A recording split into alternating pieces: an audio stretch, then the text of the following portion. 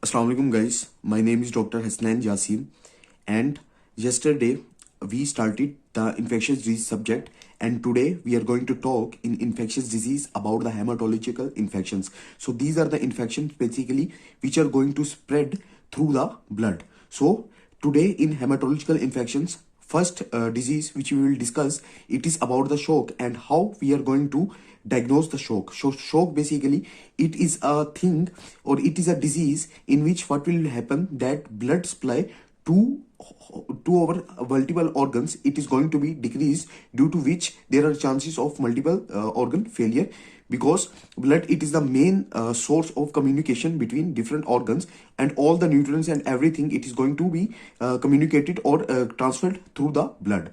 So basically, now I will start with a case, and with the help of that case we will try to understand the shock. So basically, what will happen, that a middle-aged male is going to be brought to the emergency department with sudden onset of high-grade fever, vomiting, mental status changes, and semi-conscious. So basically, patient will come and we will see these symptoms in that patient. That patient, he is suffering from high-grade fever. So high-grade fever, it means that the patient, he is suffering from some kind of infection, and high-grade fever, most of the time in bacterial infections, the high-grade fever is seen. So this high-grade fever or this infection, basically it is going to spread to the blood, which will lead to the septicemia, and this septicemia is going to lead to the septic shock, in which what will happen, that the infection, it is going to be expanded or spread it to multiple organs, which can lead to multiple organ failure.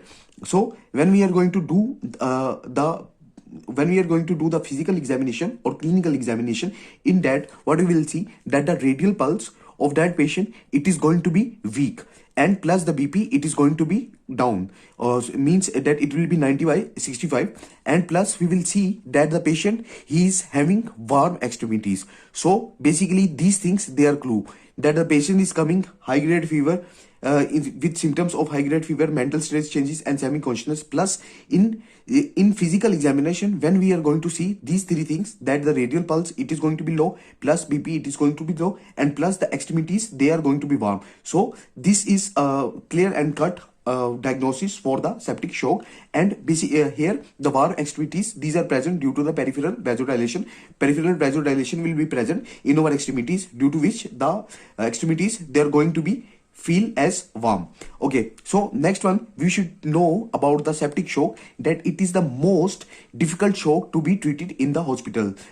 Sometimes in the examiner, he is going to give the question in the exam, that what type of shock is the most dangerous or most difficult to be treated in the hospital. So answer will be the septic shock. Next one, here in note, it is written about the urosepsis. So urosepsis, basically it is a type of septic shock, and what will happen, that in this, due to the renal infection or renal cause, what will happen, that the septic shock is going to be caused. So such type of septic shock, we will call it the urosepsis. So if a patient is going to come in the clinic with the lumbar pain, plus he is having the burning urination, plus dysuria, which means difficulty in urination. Wherever you see the word this means that there is going to be difficulty, and here it is difficulty in urination. So this means that this patient, he is going to develop the signs of septic shock, which is due to uroseptic cause, you can say, or due to renal cause, this person is going to get the septic shock. So next one, we should know about the drug of choice which is going to be used to treat the septic shock. So the drug of choice which is used to treat the septic shock, it is norepinephrine. So talking about norepinephrine, basically norepinephrine, it is a strong vasopressor. Basically in our blood vessels, there is a receptor present which is known as the alpha 1 receptor, and this norepinephrine, it is going to work on that alpha 1 receptor. And when it's going to work on that alpha 1 receptor, what will happen, that it will do the vasoconstriction. So vasoconstriction will happen, due to which it is going to you can say compensate the low blood pressure here. Then and it is the most preferable, you can say, the drug which is going to be used in the septic shock. Next, what thing we are going to use in the septic shock treatment, we will use here broad spectrum antibiotics. So high grade fever, I have already told you that most of the time high grade fever, it is 90-95% due to the bacterial cause. This means that any bacterial infection is present here, due to which the septicemia took place here, and which led to multiple organ failure. So here we will use broad spectrum antibodies, and in broad spectrum antibodies, the antibody which we are going to use, it is the ceftriaxone. Ceftriaxone, basically we are going to use this 1 gram into BD for 5 days. Means that twice a day we will use 1 gram of the ceftriaxone for 5 days, plus we are going to give a lot of IV fluids with this. Plus this patient, he is in very critical situation and he can only be treated in the hospital, and it is the because he is a patient of septic shock, and plus this is the most dangerous shock to be treated in the hospital. So next we are going to talk about a syndrome which is very important to understand. So this syndrome, it is known as the SIRS, or the full form of this SIRS is systemic inflammatory response syndrome. So basically this is the first response, you can say, of our body against any infection. So this SIRS, we should know about this thing. We should know about this thing because this SIRS, it is very important, and this SIRS can lead to the sepsis, and this sepsis will lead to the septic shock, and the septic shock can lead to multiple organ failure. So now I will discuss some criteria for the SIRS. So basically in SIRS, what we are going to have in SIRS, basically we are having 4 criteria, and out of these 4 criteria, if 2 are fulfilled, this means that there are chances that the patient is developing the SIRS, and this SIRS may be in future led to the septic shock. So what are these criteria? First criteria here, it is the temperature. So when we will check the temperature of the patient, in which in that we will see there may be 2 conditions. Maybe there is hypothermia is present, or maybe there will be hyperthermia. Hypothermia, in this what will happen, that the body temperature, it will be less than 36 degree, whereas in hyperthermia what will happen, that the temperature of the body, it will be more than 38 degree. Next thing which we are going to see here, it is about the heart rate. So when we will check the HR, at that time we will see that there will be more than 100 beats per minute. Next thing what we will see here, it will be the respiratory rate. So talking about the respiratory rate, in this we will see that the tachypnea is present, which means that the breathing rate, it is more than 20 per minute. Next thing which we will see here, it is the leukocyte or WBC count. So WBC count, here also we will have 2 scenarios. There may be the leukemia will be present, or maybe leukocytosis will be present. This means that maybe the normal range of WBCs in our blood, it is from 4,000 to 11,000. So if it is going to be less than 4,000, this means that we are having the leukemia, leukopenia, sorry. And whereas if it is more than 1100, then this means that we are having an increased number of WBCs, which is referred as leukocytosis also. So if any 2 of these criteria of SIRS are going to meet, which will increase the chances that the patient, he can develop the septic shock. Okay, next, a very important blood related disease is mentioned here. So we will try to understand this disease by a clinical case which is given as. So first of all, I will read the case. So basically we will see that a 28 years old male, he is going to come to the physician with complaint of body ache, muscle fatigue, nausea, fever, which is going to be associated with chills and rigor, usually at the evening time, and he is going to live in a remote area. So most likely diagnosis what we are going to do. So basically here we have to point out some points, some prominent points will be given in this case, and we have to pick the answer from those prominent points. So all the time remember, say that whenever a patient is going to come with complaint of body aches, that pain in body is present, in whole body he will feel the pain, plus he is very you can say he's very stressed, or he is very fatigued, and plus the fever which is present here, it will be present with chills and rigors.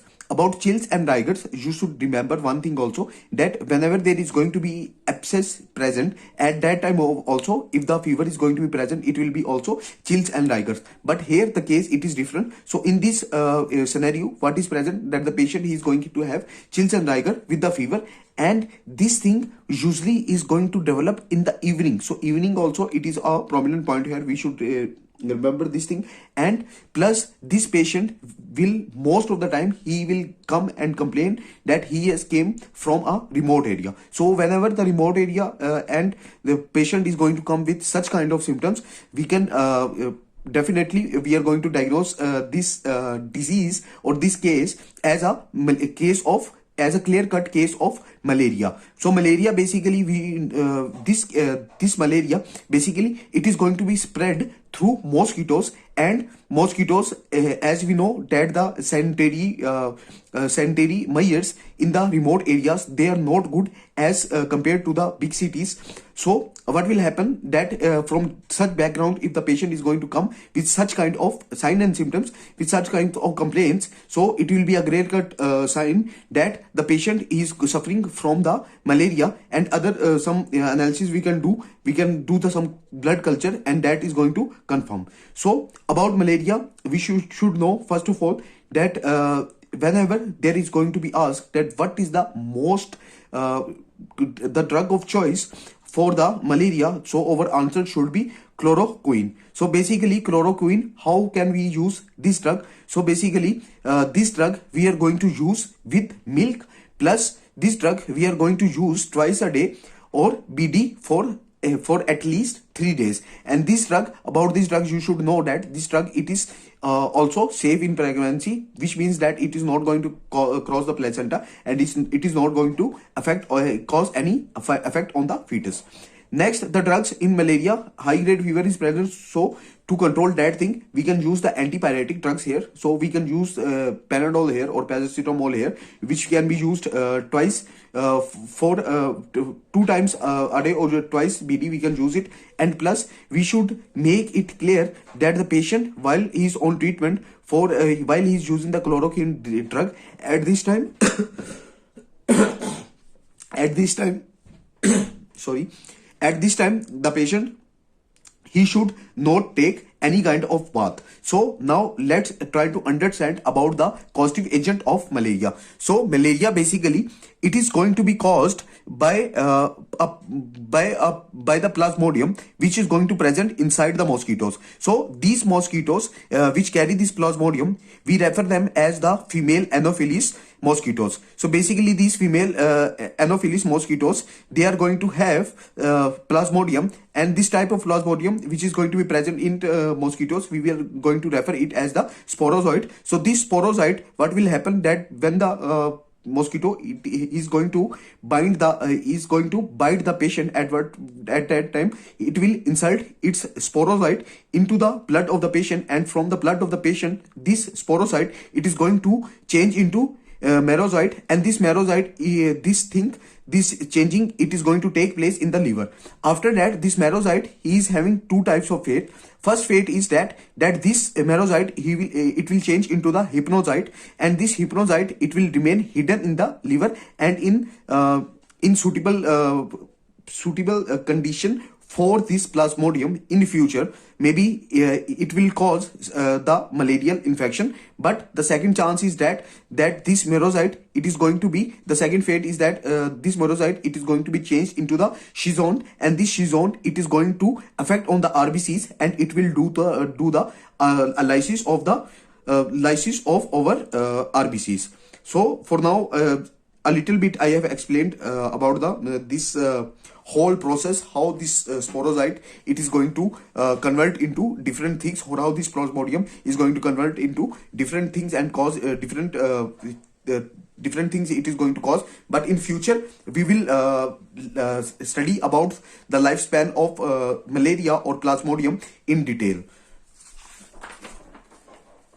So next thing, what we should know, it is about the different types of plasmodiums which are present in Anopheles. So, talking about Plasmodium, basically we divide it into 5 types. The first type here, it is the Plasmodium malare. The second type, it is the Plasmodium falciparum. The third type, it is the Plasmodium vivax. The fourth one, it is the Plasmodium ovale. And the fifth one, it is the Plasmodium nauseae. So, out of these five, the last four, these are very important, and we should know about something about these things. For example, Plasmodium falciparum, this is the only type of Plasmodium which is very fatal, and it is very dangerous because it is a malignant malaria. Malignant malaria, from the name we can understand, like malignant cancer we are having. This means that it can spread from one side to another. So talking about its malignancy of Plasmodium falciparum, this malaria can spread to the blood. So if it is going to spread to the blood, of course it is going to go to the blood, but at different sides it is also going to go. So in blood, what it will do, it will do the RBC lysis. So if there will be a lysis of RBCs, which means that anemia will take place. So anemia is what happens in anemia, that the RBCs, their number is going to decrease, plus the hemoglobin content, it is going to be decreased, which means that the oxygen transport, it will be disturbed. About blood, about the anemias, pathologies, these all we will discuss in our hematological lectures. But for now, just remember that in blood it is going to cause the anemia. Second thing, about the brain. So what will happen, that in brain it will lead to the cerebral malaria. So in cerebral malaria, what will happen, that basically the blood cells or the RBCs are going to be affected here by this Plasmodium, due to which what will happen, these affected RBCs, they are going to stuck in the blood vessels which are going to the brain, which will lead to blockage in our brain, which will lead to blockage, and plus the cut down of the blood supply to our brain, and such kind of thing we call it as the cerebral malaria. So this means that our brain is going to be affected. Third thing, what it is going to do, it is going to affect on our kidneys. So basically, when it is going to affect our kidneys, at that time we will have a symptom, the main symptom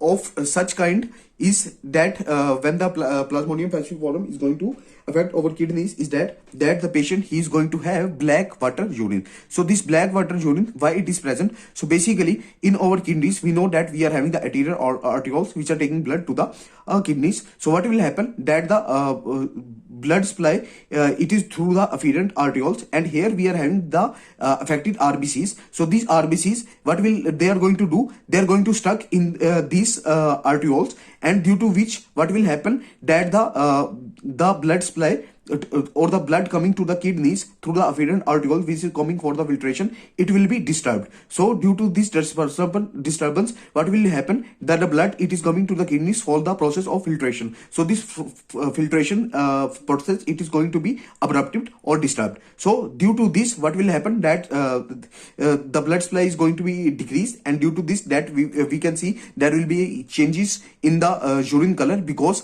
these abnormal RBCs, they are going to be leaked in the urine, which will lead to the lead to the black urine or black color urine. Next one, about the Plasmodium falciparum, what other organ it can affect, it is our GIT. So in GIT, what it will do, that we are having some GIT organs like liver, it is the accessory organ for the GIT and very important organ of our body and for GIT also. So in liver, what it is going to do, it will inhibit the glycogen lysis, which means that glycogen can't be converted into the glucose, and glucose, it is very important for us, and glucose, it is the primary source of energy for our brain. So due to this, what will happen, that hypoglycemia can take place. Now talking about other three types of Plasmodium which are very important, it is the vivax, ovale and nauseae, because these three Plasmodiums, their schizont or their sporocyte, it will be converted into schizont in the liver. After that, this schizont, it will follow the first phase, which is going to be hidden in the liver, which means that this schizone, it is going to be converted into the hypnozoid, and hypnozoid, if these are going to be present, so in if hypnozoids are going to be hidden or hidden in the liver, what will happen that in future these hypnozoids, they can cause the malaria again, or we can call this thing the malaria relapse. So that's why we should know that 3 plasmodiums, they are going to cause the malaria relapse. One is the plasmodium vivax, the other is plasmodium ovale, third one it is the plasmodium nausale.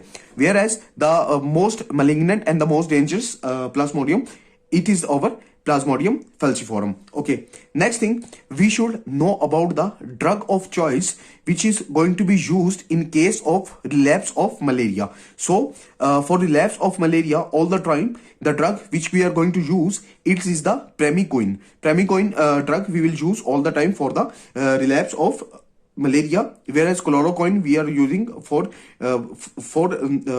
normally for the malaria, but whenever there is a relapse of malaria, at that time we are going to use the Primacoin. And Primacoin, it can also use as a prophylaxis for the relapse of malaria, so that it can prevent the drug. So prophylaxis, basically it is a procedure in which we were going to give a drug or administer a drug that will prevent from such kind of disease. So plus one more thing, we should know about the Primacoin, that Primacoin basically it is not used in G60PD deficiency or glucose 6-phosphate dehydrogenase deficiency. So basically this is the enzyme. About this thing also, when we will study about the hematology, at that time there we will study about this thing. I will not talk about this thing now because due to lack of time, because जो video है वो already अपना लंबी हो चुकी है.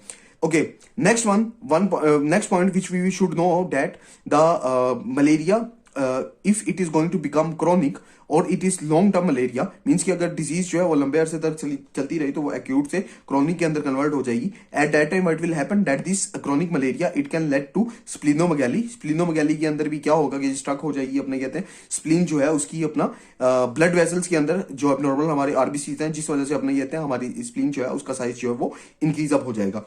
तो next we should know some common causes of splenomegaly, that what are the reasons or what are the things which are going to cause the splenomegaly. तो इसके अंदर कुछ पॉइंट्स मैंने यहाँ पे लिखे हुए हैं जिनका आपको पता होना चाहिए, which can lead to the splenomegaly. First thing, it is the chronic liver disease. So any kind of chronic liver disease, maybe it will be hepatitis, maybe it will be the cancer, oncology or anything related to the liver, but it is chronically present, means कि for a long time period it is going to be present. This can lead to the splenomegaly. इसके अलावा अपना portal hypertension जो है, this can also lead to the splenomegaly. Then right side heart failure जो है, इसके अंदर भी अपना स्प्लीनोमेगैली जो है इसके चांसेस आ जाती हैं. इसके अलावा थैलासीमिया जो है मेजर, उसके अंदर भी अपना जो चांसेस आ जाएंगे स्प्लीनोमेगैली के वो इंक्रीज हो जाएंगे. Then chronic malaria, already we have talked that it can lead to the splenomegaly. इसके अलावा chronic myeloid leukaemia, so basically it is a blood cancer of myeloid cells of blood. So इसके अंदर भी क्या होगा कि स्प्लीनोमेगैली जो है उसके चांसेस जो है इंक्रीज हो जाएंगे. और प्लस अपना इसके अंदर बेसिकली क्रोनिक माइलॉइड ल्यूकेमिया जो है इसके अंदर 9 to 24 जो क्रोमोसोम है उसके ऊपर अपने कहते हैं ट्रांसलोकेशन होती है जीन की. About this thing also we will talk when we will talk about the haematology at that time. For now just remember that these are the things which are going to cause the splenomegaly. Next one, it is leishmaniasis. So leishmaniasis, in other words, it is also known as the kala-azar fever, or we can also call it the black fever. और इसके अंदर अपना ये कहते हैं ये भी एक पैरासाइटिक इन्फेक्शन आ जाती है, और इस इन्फेक्शन की वजह से भी स्प्लीनोमेगैली जो है वो प्रेजेंट होती है, वो हो सकती है. और प्लस अपना ये कहते हैं स्किन लेजन्स वगैरह होती है. अबाउट लेishmaniasis also in our upcoming videos in dermatology or maybe in infectious disease, we will talk about these all things in detail later. About right side heart failure also we will study about this thing in our CVS also, and plus we will talk about this in our PEDS also. Okay so guys this was whole lecture of today. तो आज हमने अपना septic shock जो है उसके बारे में हमने पढ़ा कि शॉक क्या होता है, प्लस अपने ये थे इसके अलावा सर्ज जो है उसके बारे में हमने डिस्कस किया. इसके अलावा हमारी जो डिफरेंट काइंड्स आ जाती है प्लाज्मोडियम की उसके बारे में स्टडी किया. प्लस अपने ये थे सर्ज के अंदर कौन कौन से अपने ये थे उसके फैक्टर्स आ जाती है, we studied about this thing. इसके अलावा मलेरिया जो है और मलेरिया की टाइप्स आगे प्लाज्मोडियम वगैरह ये सारी चीजें देखी, प्लस उनके drug of choice. So I hope that this lecture was informative informative for all of you guys. और मैं दोबारा से वही बात करूंगा कि लेक्चर्स की आप लोग साथ साथ नोट्स बनाएं, क्योंकि these notes they are very going to be very helpful for you guys to revise when you are going to do revision. तो रिवीजन के ऊपर तो आप 20-25 मिनट की वीडियो नहीं ना सुन सकते, तो एट दैट टाइम भी आपके नोट्स जो है वो एक क्विक रिवाइज के अंदर आप लोगों के लिए बहुत ज्यादा हेल्पफुल होंगे। एंड इंशाल्लाह you will all of you guys will clear any licensing exam without any problem. So I hope it was informative for all of you guys. See you next time. Till that, Allah Hafiz to all of you.